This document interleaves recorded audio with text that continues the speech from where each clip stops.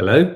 Good morning, coffee moaners. Good morning, moaning. Let's say good morning. One, two, Good three. morning. Good morning, and welcome to Coffee Moaning. We are here Monday through to Saturday. We cover the things that we think people are talking about. That's what we do. Sometimes we don't. No, sometimes we go completely off piece. Sometimes we don't cover the stuff that people Yes. are talking about. We will be doing a separate Gaza video today that will go up where we're going to be talking about the latest atrocities. So that will be a separate video. Oh, on that, can I just briefly say a huge thank you to everyone who very, very quickly on Instagram, a lot of our regulars, our followers, very quickly enacted sharing of the potential. It all amounted to being actually a Greek drone examining the flotilla. But well done for everyone. Everyone literally responded so swiftly. It just shows you the power of social media. Yeah, so let me just explain what that is. You know, the flotilla that we've spoken about that is trying to break the siege and getting food to Gaza. You know, the Israelis have threatened that they will do things. Oh, there are Zionist groups online, social media groups have said, wait till the drones get you and all of this. And you know, we've been really scared. So yesterday they were very scared. They were getting ready to, what's it called when you get off a ship? Abandoned ship. Abandoned ship. Because there was a drone over. So they pleaded out, can you just get everyone to spread this across social media? So thank you for doing that. If we ask you again, morning, Christopher, please do it again. Don't think, oh, well, last time it was a Greek drone. It's like they have to be hyper vigilant because they are under enormous threat. You think the fucking Greek drone could have called them ahead of time and said, I mean, we're just sending a drone over to have a look at you. My God. I mean, please. Also, I just want to say, I read a piece yesterday. We're not doing Gaza here. We're going to do a focused Gaza chat. But my God, I read a piece in the Telegraph yesterday by an absolute wank wipe. Sorry to use that language, but he was talking about, do these narcissistic do-gooders really think that taking their little boat of stuff is going to change anything in Gaza? I felt like sending him a text saying, look, symbolism counts for something too. Yes, absolutely. Symbolism. Of course they're not going to feed Gaza. Of course Israel could, because there's 9,000 trucks of food. Have a crack at a bunch of kind of, you know. We're not doing that here. So we're doing that as a separate video. Right. So what are we talking about today? Okay. Some other nonsense from the right-wing press, but yes. Okay, well, you say that. Well, we're going to be talking about a report done by Buckinghamshire University, which, of course, the Daily Mail, the Daily Telegraph, GB News have seized upon with relish and delight, which is that in 40 years, white British people are going to be a minority. So I want to talk about, well, like Nadia said, why do the report? Why release it now? Why are the right-wing papers publishing this report? And why does any of it matter? What colour your skin is. But we're going to talk about that. And also some really sad news today in that Jessie J has spoken on her Instagram about her diagnosis, breast cancer diagnosis. I'm certainly a big fan of Jessie J. I follow her on Instagram. I think she's the most incredible singer. And when she came on Loose Women years ago, I was just so impressed by her as a human being. I think she's pretty damn amazing. And now she's had a lot to deal with over the years. And here now she has breast cancer.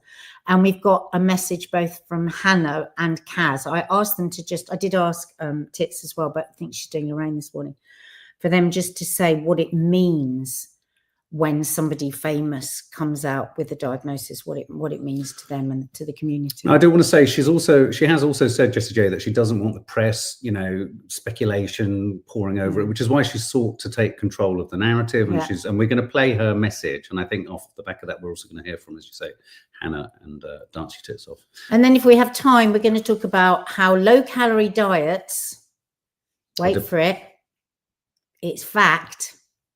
What? Can cause depression. No fucking shit, Sherlock. And that's not just, oh, I'm depressed because I can't have a pizza. This is actual biologically, the brain needs a certain amount of calories. And it's worse for men. Needs a certain amount of fat. So if we have time, we'll be doing that as well. It's worse for men. So last night I went to a really fantastic film called SXSW. The People. And this was at the film festival, a film But many of you know Miss Anne Harriman. Many of you follow him. Fantastic photographer. And Gutted I couldn't come. Yeah, I'm going to ask them for a screener actually, because I really want us to Yeah, review really it together. nice. But yeah, if you get a chance to see it, see it. But we are going to be hopefully reviewing that. And yes, a reminder, you're absolutely right. Tomorrow night, screening of the encampments, which we're going to be doing, hosting a Q&A with one of the directors of that documentary tomorrow at the West Norwood Picture House. Picture House, and they've had to move it to a bigger screen. Did you know that? Because, no. Yeah, so I'm really excited about that. So, but I think there are still some tickets left. West Norwood Picture House. The screening is at 8 p.m. Yeah. So okay, first of all, let's do this horrible white Brits becoming minority story. So this is, not surprisingly, the Daily Mail has a headline: "White Brits will be a minority in the UK within the next 40 years, a report claims." The Daily Telegraph has the headline: "White British people will be a minority in 40 years, report claims." And this is a report that's been done by Buckinghamshire University. One thing I need to say just before we get into the kind of nuts and bolts of this is it's important to remember, and it's important to know, that lobbying groups and pressure groups and political pressure groups can and do use seats of academic learning to support their narrative sometimes. What I mean by that is that, you know, for example, you know, certain courses that teach certain things like sociology or politics, some courses are sponsored by groups that want a certain kind of narrative or a certain kind of line of analysis to come out. So well, that was the first thing I said to you, wasn't it? I said, well, who's paid for this? But I think as a nation, what we're unaware of is how higher education, research policies, research studies can be as manipulated and as skewed as anything else in our society, like the mainstream media and politics not really saying it. You get me? So, you know, just because this has been published by a university doesn't mean that, oh, right, okay, so this is something that's devoid of any kind of political agitation within it. That's what I'm trying to say. Buckinghamshire University won't say that, but, you know, but anyway, this is a study, and it sort of boiled down to its simplicity. What it says is that white Brits will become a minority within the next 40 years. A study into birth rates has predicted that white British people will make up only 33.7%, a third of the population, by the end of the century. And there's a particular quote that I want to read from the Daily Telegraph's coverage of this. The guy who did the report says, "The findings were certain to spark a considerable degree of anxiety, concern, and political opposition among many voters who favour lowering immigration and slowing the pace of change in order to maintain," and this is the line that I think tells you everything about the research project, "in order to maintain the symbols, traditions, culture, and ways of life of the traditional majority group." What the fuck? Can I ask? What is traditionally British? I mean, and it's not a leading question, but I hear people ring in on the radio so often to people like James O'Brien, go, "Well, you know, it's diluting our culture, it's upsetting the balance and all this kind of stuff." And then he pushes back and he says, "Well, what is the culture that it's diluted? What are the treasures? What are the national treasures of our?" I really want to know what people, what is that people are so afraid of? What is it? And also, I mean, are you afraid of me because I've got a different hue to you? Yeah. If you are totally 100% British, because who can know that they are anyway? I mean, you know, I know that I am half Jordanian and half British.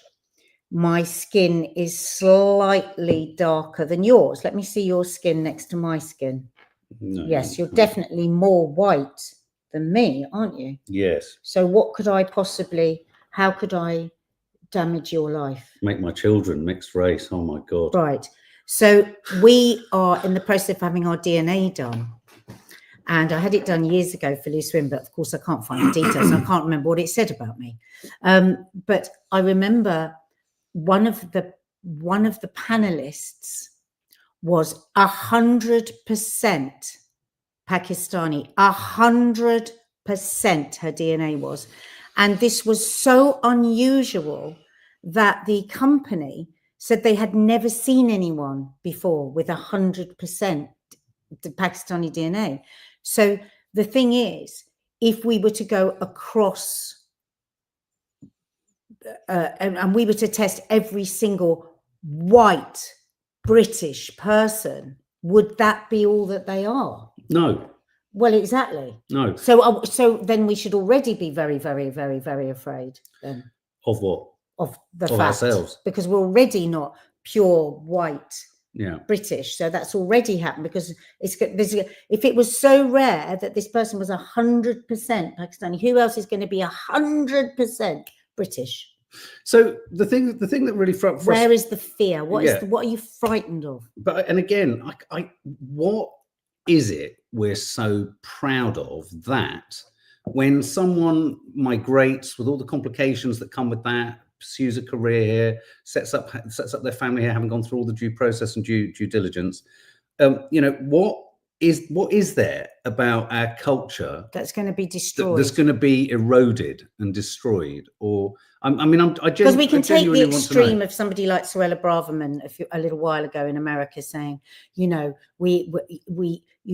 if we were at one point, in the future ruled by Sharia law, she had to caveat with saying, I don't think that's going to happen, but she said it, and it is never going to happen that we are going to be run by Sharia law. So that kind of fear mongering, when people might not really understand that is not a possibility, is disgusting. That to me is hate speech. That to me is whipping up division and fear, and so is it today with all these papers making this the front headline. Like, people don't even know what they're supposed to be scared of with this. No, exactly. And also there's a heinous conflation in this too.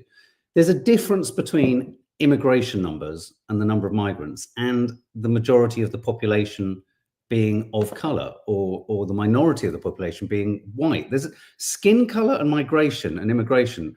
This research seeks to connect the two. What this will do is connect people who are just anti anyone coming into the country for any purpose whatsoever, even though they would not probably have been able to receive any of their NHS care for the last 30 years without migration. It's going to make them conflate a hostility to the immigration numbers with skin color. And so it's a total piece of red meat thrown on the floor for people just to get hostile about everyone of any difference. But the problem is that here's Stephen Graham. I love Stephen Graham for many reasons. He's a fabulous actor. He speaks beautifully and brilliantly about acting. He was in Adolescence. He has a strong Afro-Caribbean percentage of his, his descent is strong Afro-Caribbean, but he doesn't look it. So if he looked it a bit more, would that then be a problem within his community? Because the only thing about British culture that I think is a truism across history, that is a tradition, is the conquering, the control, and the subjugation of all other nations that were in our empire. It feels like we're trying. I tell you what it feels like. We're trying to do that here because we haven't got anywhere else to do it. That's if you take me and my sister Dina is white, isn't she? She's white, she's blonde haired, she's blue eyed.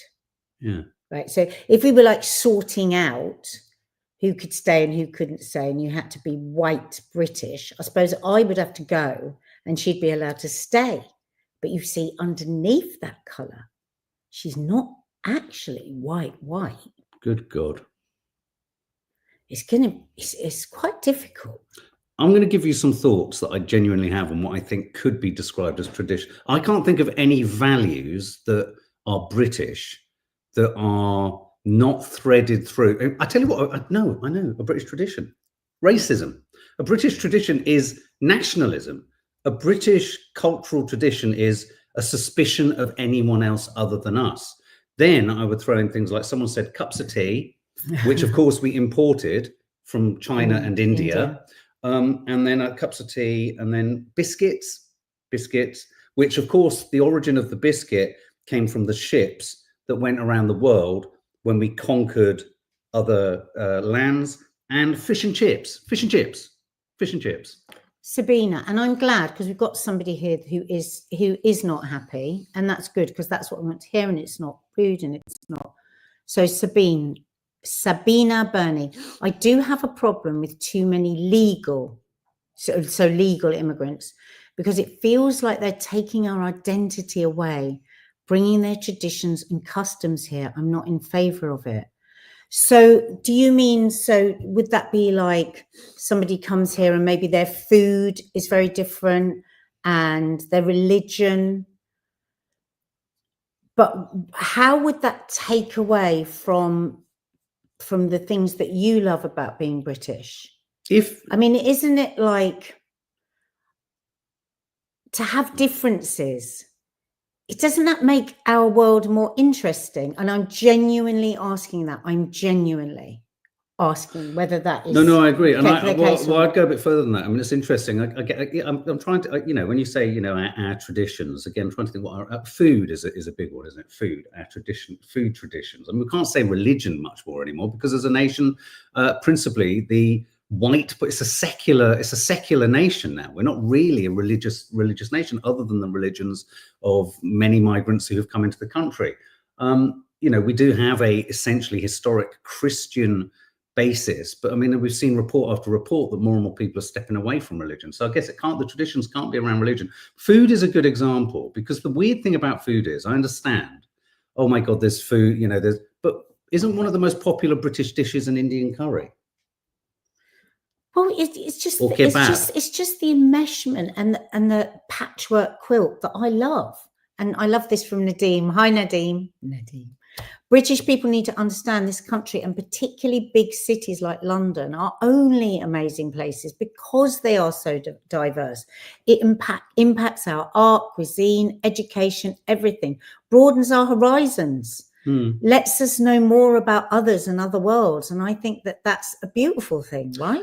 I'm going to say something quite philosophical. I'm going to throw a philosophical thought out there, and I'm going to try and keep it so that it's not, I don't go off into the land of complete madness. Aren't those qualities, and when I'm asking what are our traditions, I mean, I was talking to Nadia about this earlier. I principally grew up I spent a lot of my childhood in West Indian families, you know, childminders, care, you know, babysitters. My mum was a single parent, and so you know, there was a real sense of, there was not a huge sense. We were just all kids mucking about and being stupid and blah, blah, blah. Is there not, in the range of different cultures, more of an opportunity to throw into relief what there is about, say, British traditions? Maybe say it's steak and kidney pie, or it's a nice sandwich, or I'm trying to think food, just using food as an example. Doesn't that make what we're about? I think when I think of British culture, I think of things like the theatre, and I think about things like the fact that we have, which is very unlike other countries, we have art galleries that we can just go in without spending a penny. We have beautiful architecture. We have, you know, a vast history of all sorts of things that have gone on. We have a lot going on. A lot of it, and I don't see how different skin colours affect that or destroy that or take away from them. I tell you what does: successive governments who actually take the vital funds for things like our theatres and things like that to keep running, and our art, and want to destroy. If you look at the way university is talked about, the way education is talked about, they want to destroy all of that. It's meaningless. Our culture, you know. So I think that's where more damage has been done, as far as I can see. See, again, I do think there's two different Britons, and I do think it's important to say this. And again, this is not, I'm not being facetious at all. I think there is a certain experience of Britain that is an urban experience. So, for example, I have only ever grown up in London. I have only seen and been in a multicultural environment. Yeah, exactly. It's totally not. That's so normal to us. Sometimes when I go to places like Scotland and the ethnic diversity is less, I find it unsettling. It's like, this seems weird. Quite the opposite to whoever that politician was who got onto a bus and said, "Oh my God, I don't want to get on a bus," and every single person on the train was of a different color. I mean, I just don't see it, and I think. And yet at the same time, I think there's much to be made about cherishing the differences, so long as cherishing the differences between cultures doesn't become a reason to bully or conduct in racism. I think, and it is because we just have such a deep, like, it's just so normal for us. Yes. When it's not, when you haven't grown up with a lot of diversity around you and bad actors, you know, whether it's the politicians or newspapers that have an agenda, step in and create a narrative that just isn't true to whip up anger and hate, you're much more vulnerable to that if you haven't actually lived among, you know, lived in a diverse and I think the thing society, about the reason I mentioned immigration, community. the reason I mentioned immigration earlier is I think a lot of people in the reform camp or in the Trump think that if you're sort of more liberal and pro multicultural society and all that, that you're somehow saying it should just be open the floodgates and absolutely everyone goes in. There has to be a system because we only have a limited range of resources. It's about how you deal with enacting that system and how you, and the language you use and the attitude you use. And also we cannot survive without migration. We can't. No. We can't run our hospitals. We can't run our care system. We need people to come to this country because we just don't have enough of a workforce, do we? So you know, there's that side of it as well. What we need is for governments to come up with a proper plan on how to manage this well, with a safe way for people to apply to. I mean, other countries manage it. Norway does it brilliantly. That's what we need. Sabina Burney just follows up on her original comment.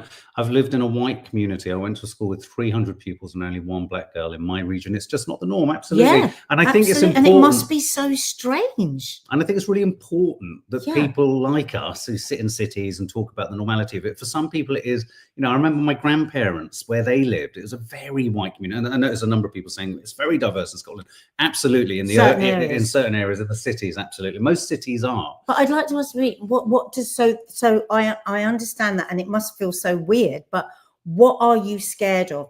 What has the world managed to make you feel scared about? Do you think it's a real fear, or do you think, oh God, actually, when I think about it, what am I actually scared about? It's just that this is what I'm told, it's going to be dreadful, because it might not, it might be better. Andrew Larrison says, someone may have already said it, being British equals white. Let's not beat about the bush. That's what you think people understand it to be? Does it? Wow. It is. See, isn't that weird? I just don't think being British equals because I'm white. British. I'm born here. I have a British passport. Yeah, I only speak this language. But you're a second generation of an immigrant, aren't you? I'm not white. No. I'm not white. I'm brown. I'm light brown. So does that mean I'm not British? So just on that, then, that's an interesting point. So who was it who said it? So do you mean? Which I'll be interested, because maybe this chat will say, Andrew, no, you're not. I don't consider you British. Andrew, would you say that anyone of any colour isn't British? Can't be British. It's not. And I mean that genuinely. I'm not like pissed off. I'm genuinely asking you, because what has any of it got to do with skin colour, says Lizzie Russell. Well, but we've got to ask this question, because for a lot of people, it is about skin colour. I'm a white British pensioner, Glynis Ford. I sat with another Brit on Monday. I sat with another Brit and others from Portugal, Uganda, India, Pakistan, Kosovo, Syria. The tradition we shared, eating pizza. I love London. Oh, I love that. That's lovely. Sabina, grow up in Gillingham, Kent. I think my family was the only people of colour on the street. Wow. It's the perception, says Andrew Larrison. Yeah, I think you're right. I think that's certainly what the papers are driving, is that anyone of colour and of any derivation is not truly British. Now, okay. How many of you believe that? But okay, just say yes or no. I'll just be interested. Yeah, no, absolutely. But even if one was to sign up to that, as say that's a sort of a definition of sorts of something. I'm not saying I believe that, but say we did. Why does it matter? Yeah. Why does it matter? Why does it matter? Why do we need to prejudice it, or why do we have to curtail? What happens? I just wonder whether more and more people, younger people, and for people that would say they're absolute pure British, they're as white can be, and then they have their DNA done. I think there was a film done on this. And then discover, oh my God, I'm a mishmash of everywhere, which is what most people are. I think. How would that affect you? Would you then think, oh God, I no longer have the right to call myself British? Elise's room. I'm a black British woman. I was born here and consider myself British. So do I. Yes, so do I. I'm white skinned, D20man, and my father is Polish. Am I British? in that case? Oh, good question. Vast majority of people say no. Vast majority of people So you have to be born here and you have to be white, proper white. I think one of the things, just finally on this, just before we move on, I think something that I mentioned briefly yesterday about Donald Trump, about Keir Starmer's, desire to kind of get us war ready and all that bollocks. I think one of the problems that the Western, certainly our government, let's not talk about the West, let's talk about Britain. I think one of the problems we've got in Britain, and this isn't about people being work shy or shoegazy or kind of, snowflakey. I think the idea of nationhood and nationality built along national lines is not so important the younger you get, which is why I think they've got a problem in terms of recruiting for the army. He wants to make learning about military life part of the curriculum. Starmer, more homeschooling. So in doing that, I think what they realize is they're like, well, God, if we do go to war or if there is some kind of conflict, the vast majority of people might want to say to any invading force, okay, well, look, before we all start killing each other and throwing each other to the wolves, what are you going to do? And they might say, Putin might say, well, you can all keep your TikTok, you can all stay on Instagram. You might actually have Thames Water that might go bankrupt because it'd be nationalized. And everyone might go, I think I prefer you. I mean, God forbid. What if it might be better?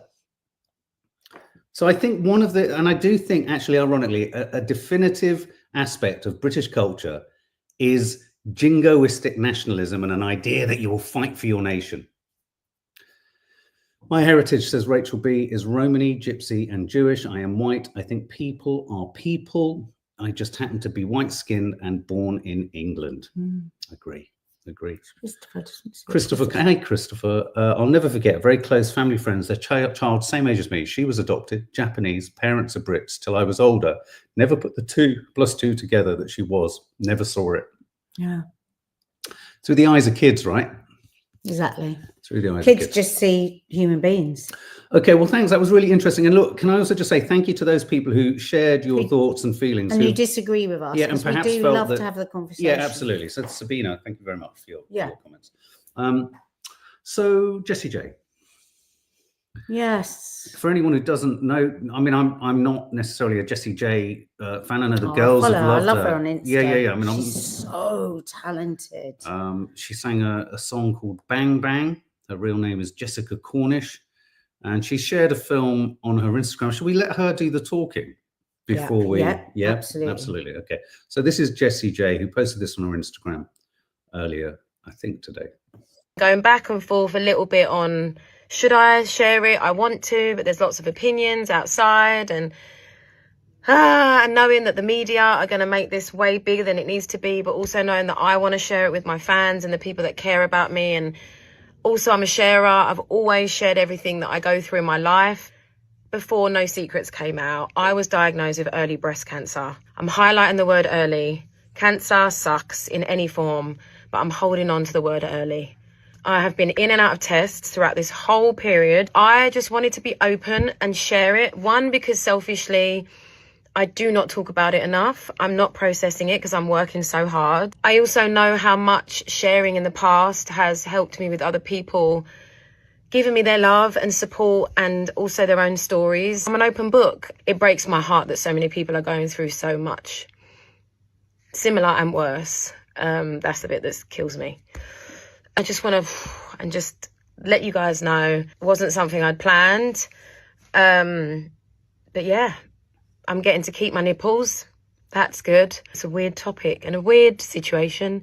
And I know that the press are going to say crazy stuff. But you know what? To get diagnosed with this, as I'm putting out a song called No Secrets, right before a song called Living My Best Life, which was all pre-planned before I found out about this. I mean, you can't make it up.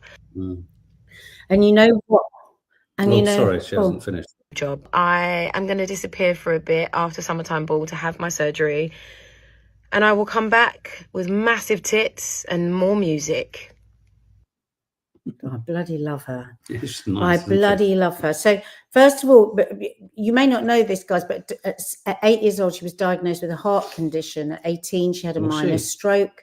She had temporary hearing loss in 2020. She has OCD and ADHD. And she's also experienced a miscarriage in 2021. And if you follow her on Instagram, the joy that comes out of her Instagram, she's got a beautiful husband. She's got this gorgeous baby. I mean, just I'm obsessed.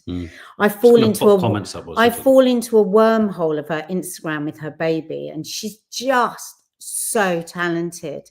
And she is, like I said, we had her on Loose Women years ago, and you just know people that are faking being down to earth, and you know people that are, and I just love her. So, I mean, why does that make any difference for any single person that is diagnosed with breast cancer or any cancer? It's a terribly scary, dark day. But I don't know. I suppose I just wanted to fill that in about her because I think lots of lovely comments coming in, which I'm just popping on the screen. I'm not going to read them all out. Yeah. But yeah. And as soon as I saw it, of course, the first people I thought of was my Fab Four group, my 3 friends that have all had breast cancer, and my friend Hannah, who has breast cancer, has stage 4. As you know, many of you, we were all campaigning for the drug in HER2. And it's interesting. I said to Mark, every time somebody talks about a diagnosis, you know, the King not so long ago, beautiful, oh gosh, her name escapes me now. Kate. Kate, the Princess of Wales. Kate, but also just recently, who had to have this BRCA gene, she had to have her breast removed. Her name will come to me. But we always talk about it on Loose Women.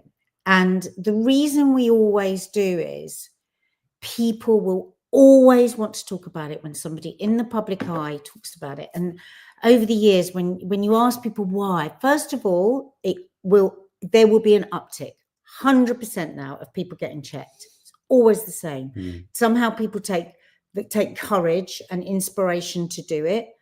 And I think it's just such a leveler. But I always make the point as well, nobody should ever feel the pressure. Cara, thank you so much. And I love Cara. So sorry. I did cut your track with Cara. Remember, yeah, very and well. you know how much I rated her. Just my brain is. But I always say no famous person should ever feel the pressure to talk about it, because it does open the floodgates, and like for all of your life, people will talk to you about it. But what made me sad in this was that part of why, like, she's an open book, she does say anything, part of why was like what she knew the press might say, because she's getting to keep her nipples. Look, can I just and then her nipples might be seen, and then they can say, oh, was this a cover up for a boob job? My God, if any paper hints at that. Okay, well, I'm pleased. Okay, because I was going to ask, when she said the press will have a field day, I was thinking, well, what are they going to have a field day with? Because she then had to explain that she's keeping her nipples, because not everybody loses their nipples when they have. Now, the thing is, she said that early detection.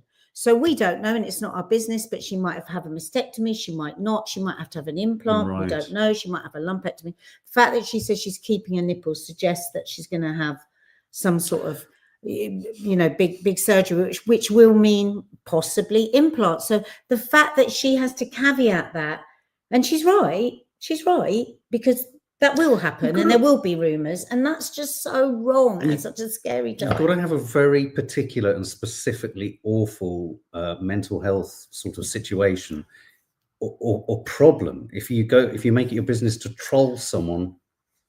Whether you be a journalist, or whether you be a troll. A lot of these papers are trolls. But why would you troll someone with cancer? I don't understand. Well, you'd be amazed. That's no, a whole I know. Nother, I mean, it's a whole thing. It's video. such a weird, dark, twisted cesspit of nastiness. But I asked my friends to just do a video. I just asked them the question: how does it affect you and the community when somebody famous talks about it? Okay. So here's Hannah.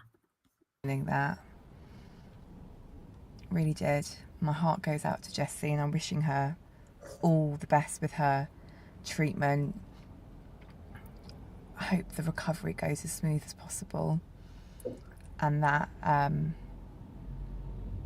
will be the last of it. But it's just, I don't know what it is. It's just always shocking to hear of younger people getting breast cancer. It's shocking for anyone. But the reason I highlight the whole younger women thing is back when I was first diagnosed, when was that? 2013. You know, in the hospitals, they have all those like little leaflets up on the stands, and who coping with breast cancer and hair loss, nutrition and cancer, you know, those little things. I remember I'd read those, and anytime I'd look at a paragraph about young women and cancer, back in the day it used to say, well, the opening line was, breast cancer in younger women is rare, but la la la, and I continue their sentence. It did change to uncommon, and now I think it's pretty much accepted that yes, within the colossal rates of breast cancer, 55,000 people diagnosed a year, most of them are women who are older. The average age is 60. Of a breast cancer patient, the average age is 60. But as a standalone statistic, it is accepted now that the rates in younger women are significant. Yeah, it's the biggest killer of women between 35 and 64. So yeah, it's a problem. So when I hear Jessie speaking about it, I just, you know, it's obviously incredibly sad. I don't want her to have breast cancer, but I think it's incredibly important and brilliant. It might encourage people, it might change that thinking, think, oh God, it can happen to younger people. I must check my boobs, because actually that's how you find breast cancer as a younger woman. There isn't screening. Screening wouldn't work on younger women. It's not a case of necessarily making the screening age lower because we've got denser breasts. It's self-checking that we need to rely on. So those conversations are so important, and I just think she's brilliant doing it. I didn't talk about my first breast cancer diagnosis at all until it was all done. So I was diagnosed in March. I didn't tell anyone about it until the December that year. So yeah, all credit to her, and I just hope her treatment, surgery, everything goes well, recovery's as smooth as possible. But yeah, I'm very grateful for her putting it out there. Oh. And as I was watching that, I was thinking, and you, Hannah. I mean, I've been with Hannah, you know, we went to Parliament, didn't we? Lorraine, Loose Women. 9 times out of 10, this was the day after she'd had chemo, and she just kept putting herself out there. It's really not easy. I've seen, and my friend Tits, who, you know, who's responsible for Change and Check Choir and the Change and Check, you know, that you'll see in changing rooms, and now she does so much for breast cancer because she had the same breast cancer as Hannah and has saved, I mean, as simple as that, she just saved so many lives. She just has because of her campaigns, and they don't stop, and they put them, it's exhausting because people do come up and talk to them about it everywhere and anywhere. They will come up and talk, and they say, oh, we don't mind, but it's a lot, and it will be the same for Jessie. So it's a really big thing that people do when they talk about it. And thank you, Hannah, for doing that video. We love you. Can't wait to see you on Friday. And should I also, is there, you know, I mean, we have girls, obviously. Do you encourage that? Is it about encouraging girls of all ages, going as young as possible with that? Because of course there's the worry of encouraging youngsters to check, but also not wanting them to panic. Well, that's a big discussion, that awareness and too much awareness. And actually our girls had too much, where they were constantly worrying about it constantly. So it's just really good to just get into, and Copperfield has an app, has an app where it just reminds you every month, just once a month. Just do it once a month, because if you're doing it every day, but looking at your breast, seeing those changes, responding to any changes is the best way. And Kaz, I knew Kaz would be upset because she's a massive fan of Jessie's.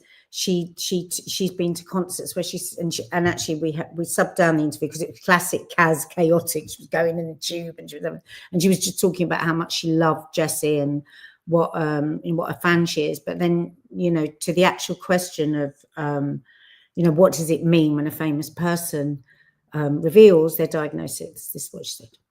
And I mean, in a way, it's a good thing that somebody famous doing it, because they can make more, you know, can be more publicised and be more vocal and talk about it more, and early detection. And especially when Dr. Anisha said the amount of people who still don't check their breasts, it's unbelievable. So I think obviously I don't want her to have it, but I think there is a positive Is there? Out of it. I'd love to have come on Coffee Morning and give you your quote, but there is, hopefully, it'll help them. Sorry, I'm in fucking Sainsbury's now. I've run out of loo roll. First world problems, you know what I'm saying? Oh. I loved that. I loved that because that's so classic, Kaz.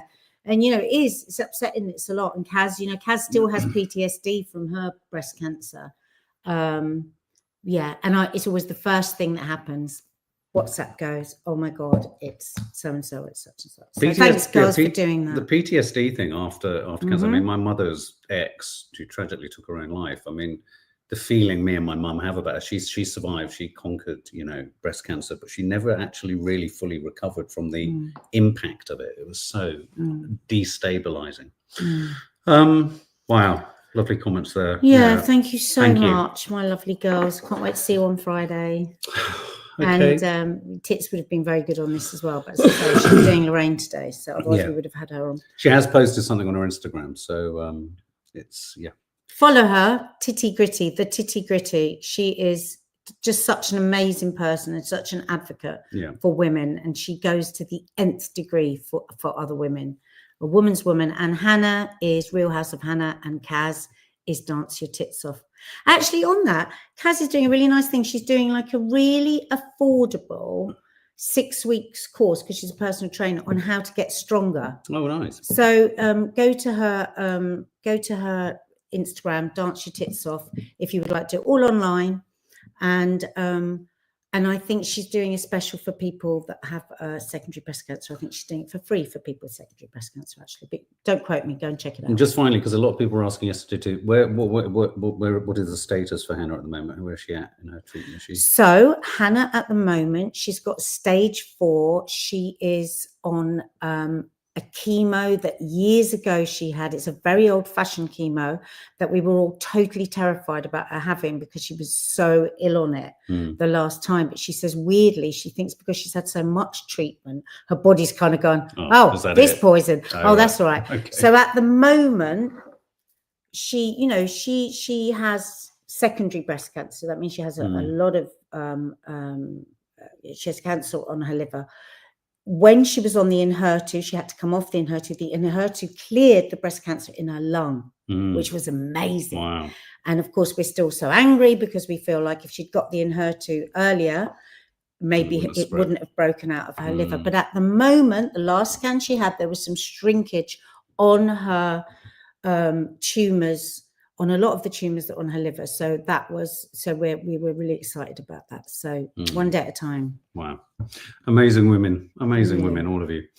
Okay, guys. Well, look, thank you. We're not going to do low-calorie diets. Depressing. Just take it from me. It's depressing when you can't eat what the fuck you want. So we'll see you tomorrow. Yeah, and guys, if you could subscribe to the channel, just press that little button. Also, we're getting near to the end where you can thank you for all your donations to Mark and I's Gaza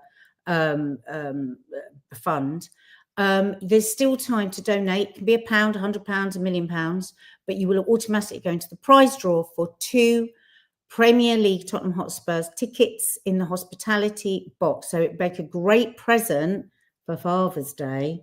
So Mark will put the link up underneath here. And do go and check out Dance Your Tits Off offer on this Getting Strong in 6 weeks. Okay, guys, have a lovely day.